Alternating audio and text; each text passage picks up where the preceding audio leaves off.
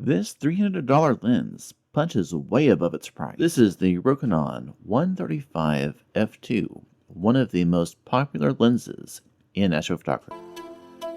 My Astrotech AT102ED refractor telescope does a great job on medium-sized targets, but it struggles with big targets like North America Nebula. Rokinon 135 f2 lens. This is a legendary lens in both the astrophotography and regular photography world. It has a focal length of 135 millimeters, which by astrophotography standards is wide field. It gives you a large field of view. It is fast at f2 or f2.2.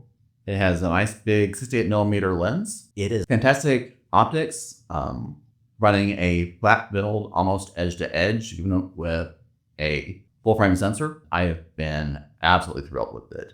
I took a great image of the Bahtinov Nebula in just an hour. Been able to get unguided exposures of 1 to 2 minutes on my entry level Explore Scientific IXOS 100 mount that you can see here, which is fantastic. And with guiding, I've gotten sharp round stars at up to 3 minutes, and I actually haven't tried anything longer than that yet. But it's a very forgiving lens, very fast lens, and it delivers beautiful results, as you can see here.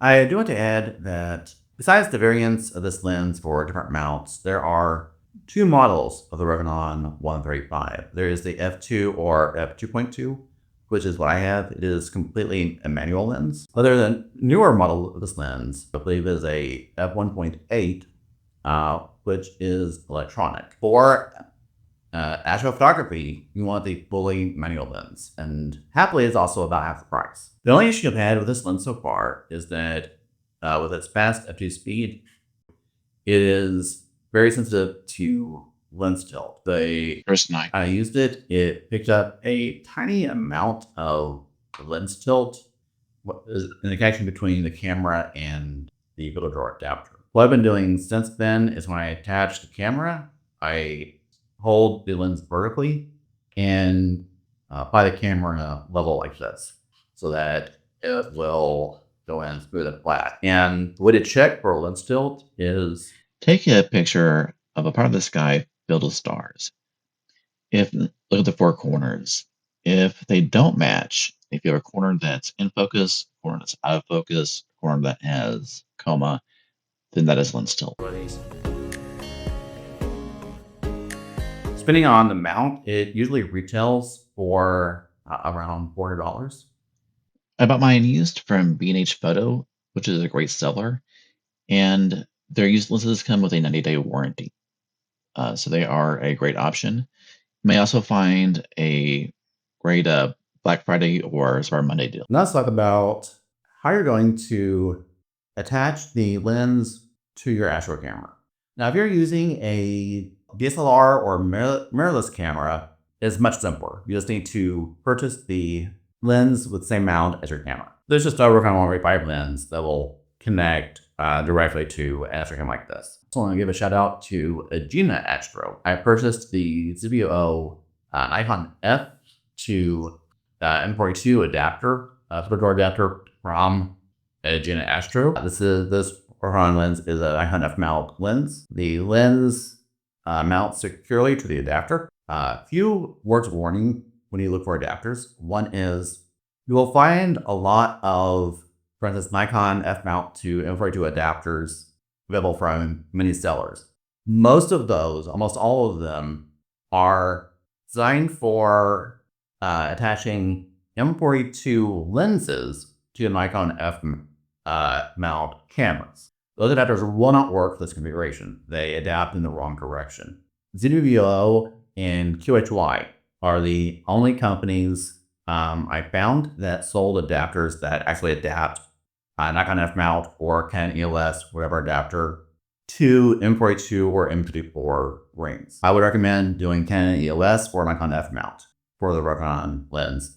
That's going to give you the smoothest first-thing experience for getting adapters. I definitely do not want to buy Rokinon 135 lens with a micro four thirds or mirrorless mount on it. Those will not have enough back focus to work with an Astrocam and adapter. So for instance, the Nikon F mount has 46.5 millimeters of backfocus, and between this adapter and the ASI533MC Pro's built-in 17.5 millimeters, it provides a perfect backfocus for this lens. Studio sells adapters both with and without the filter door. This is the filter door adapter. If you plan to use a filter door with this lens, you have to buy the adapter with the lens built in. There is not a back focus to allow for both an adapter and a filter door. So make sure you watch out for that.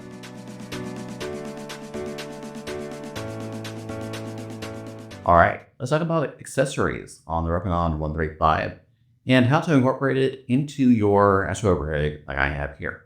So unlike a traditional telescope that will come with mount clamp rings on it. Being a camera lens, you will need to get rings to attach a 135 to your mount. I am using 3D printed mounting rings. I printed them on my Bamboo Labs A1 3D printer. I used a design from Noah T. There will be a link to it in the description. We designed these two rings you see here, as well as this accessory bracket right here. We also provided STLs for a ZBO electronic autofocuser bracket, which I don't have printed here because I don't have a focuser. You will not want to print these in PLA. It's not strong enough. I printed these in PETG filament. This is a translucent blue from Nebula Lab.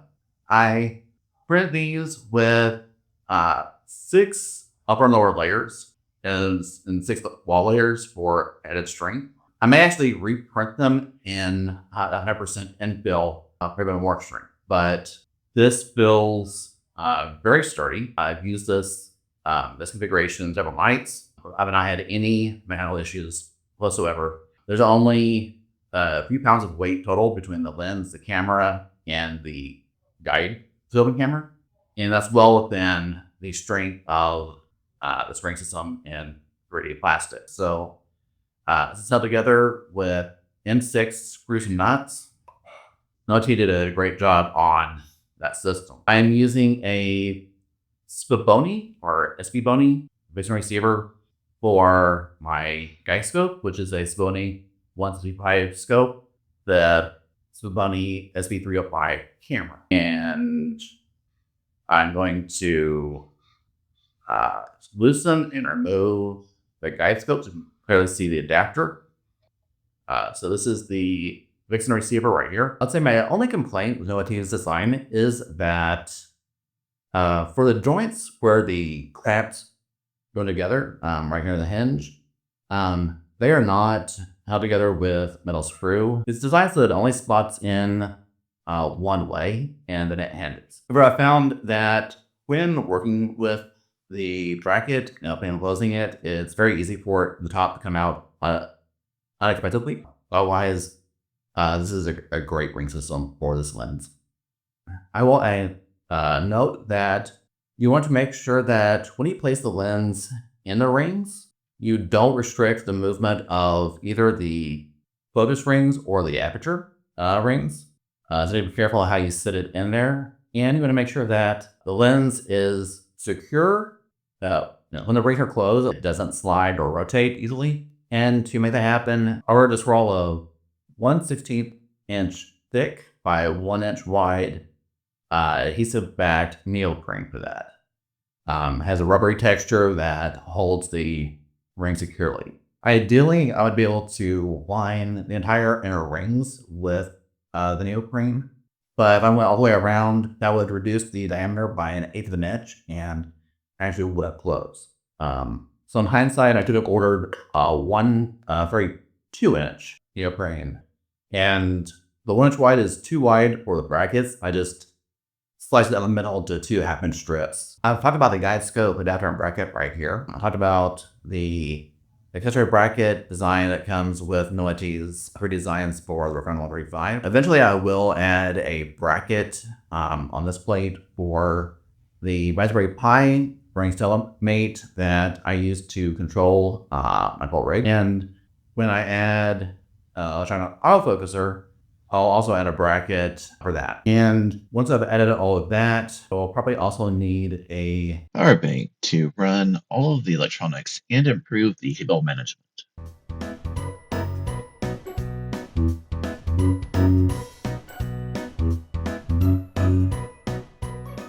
Hi, this is Slightly Future Me. I was editing this video and realized I never talked about the Bahtinov mask. This is another 3D printed accessory. I will have a link to this file in the description. It slips right over the dew shield on the 135, and it's fantastic for getting precise focus. If you've never used a Bahtinov mask, I don't know if you'll be able to see, but it has these tiny little slits in the front of it. And they're pointed in different directions. And what they do is produce diffraction spikes around bright stars. And I can see an example right here. And the spikes will only be perfectly lined up when the lens or telescope is perfectly in focus. So these are fantastic accessories to have for any telescope, especially if you don't have an autofocuser.